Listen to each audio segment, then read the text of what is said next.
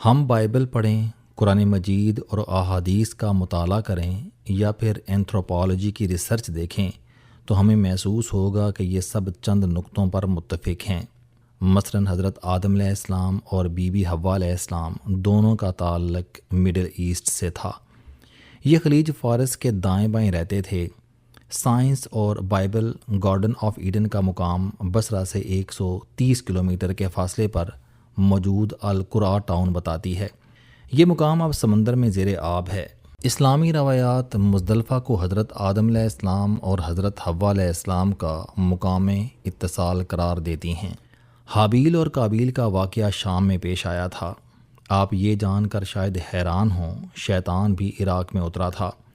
Erbil میں اس کا باقاعدہ ٹیمپل اور اس کے ماننے والے موجود ہیں۔ یہ یزیدی کہلاتے ہیں۔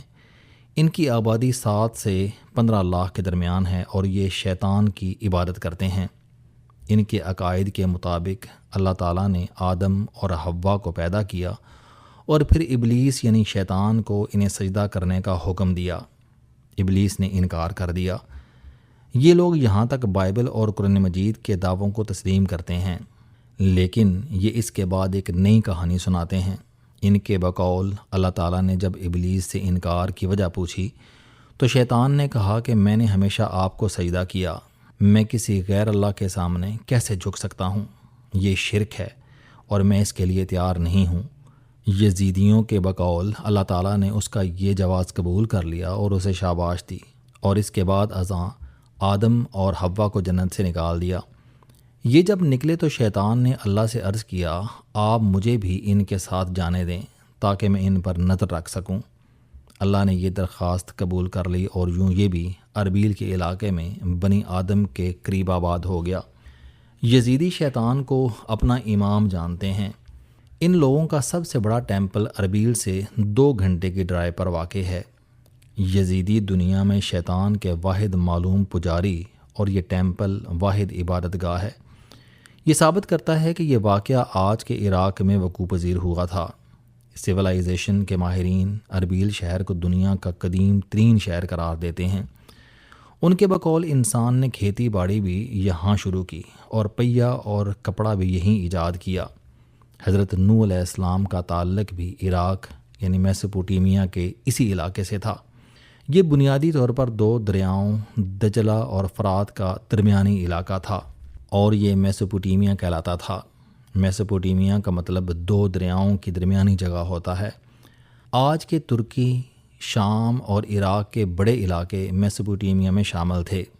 طوفان نوح کے بعد یہاں خلیج فارس بن گیا اور یہ علاقے پانی کی وجہ سے مختلف ملکوں اور خطوں میں تقسیم ہو گئے۔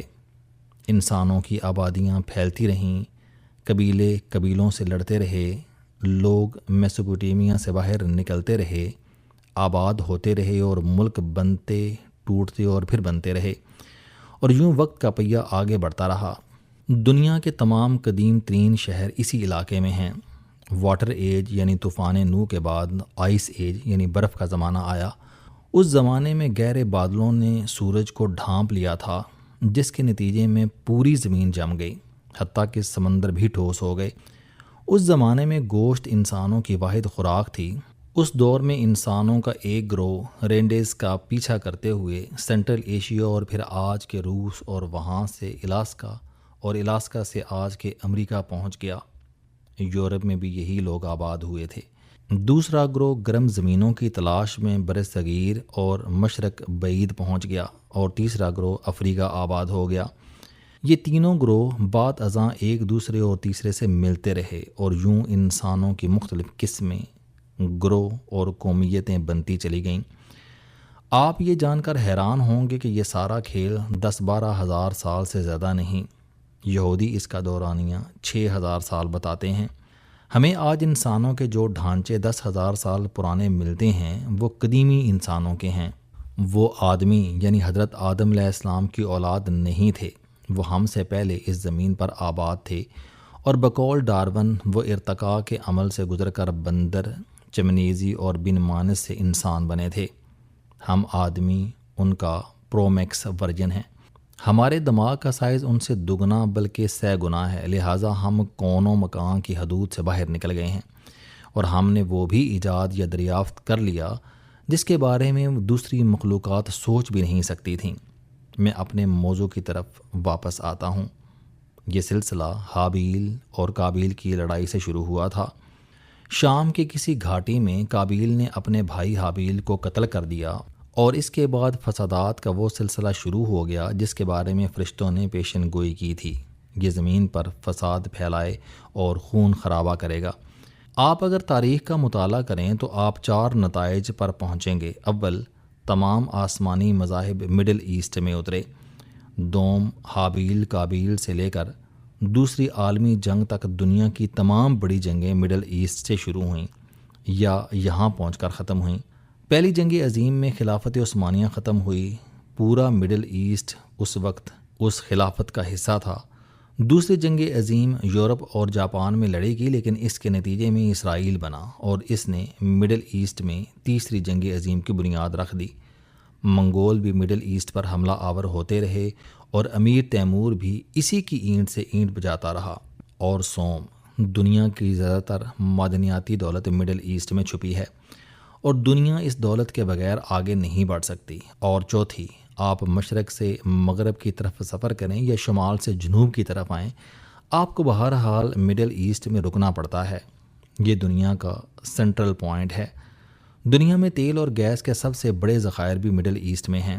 دنیا کے 3 بڑے مذاہب عیسائیت، اسلام اور یہودیت بھی مڈل ایسٹ سے شروع ہوئے، اور دونوں قبلے بھی اسی علاقے میں ہیں۔ چنانچہ یہ خطہ خیر، شر اور خوشحالی تینوں کا مرکز ہے۔ یہ سویلائزیشن کی یونیورسٹی بھی ہے۔ تہذیبوں نے یہیں سے جنم لیا تھا اور یہیں پر ختم ہوتی رہی تھیں۔ چنانچہ ہم کہہ سکتے ہیں کہ آدمیوں کا سفر اسی سرزمین سے شروع ہوا اور ان کا خاتمہ بھی اسی مقام پر ہوگا۔ ہم بدقسمتی سے بڑی تیزی سے اس طرف بڑھ رہے ہیں۔ ہم اب آتے ہیں موجودہ لڑائی کی طرف۔ انسان نے دوسری جنگ عظیم میں ایٹم بم ایجاد کر لیا۔ یہ اب تک کی تاریخ کا تباہی کا سب سے بڑا سورس تھا۔ اس سے صرف امریکہ کے دشمن نہیں گھبرائے بلکہ امریکہ خود بھی ڈر گیا۔ کیونکہ یہ ٹیکنالوجی تھی، اور انسان کا کمال یہ ہے کہ یہ علم کو محدود نہیں رہنے دیتا۔ دنیا کے کسی کونے میں اگر کوئی شخص کوئی چیز ایجاد کر لے تو دوسرے انسانوں کو اسے سیکھنے میں ذرا دیر نہیں لگتی۔ آپ سول ایویشن، بجلی اور فون کو لے لیجئے۔ رائٹ برادرز نے 1903 میں پہلا جہاز اڑا دیا۔ یہ بمشکل 8 سے 10 فٹ اونچا جا سکا اور اس نے صرف 12 سیکنڈ پرواز کی۔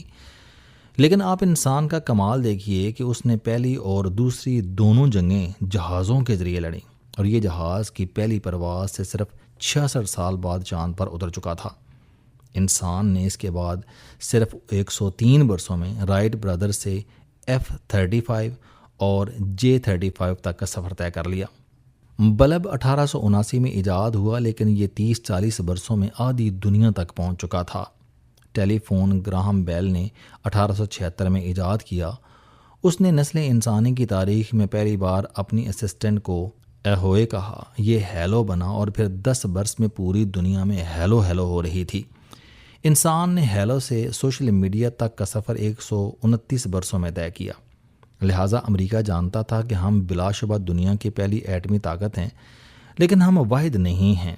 ہم زیادہ دنوں تک اس میدان میں اکیلے نہیں رہیں گے، اور اگر یہ ٹیکنالوجی ایک بار نکل گئی تو تیسری جنگ دنیا کی آخری جنگ ہوگی۔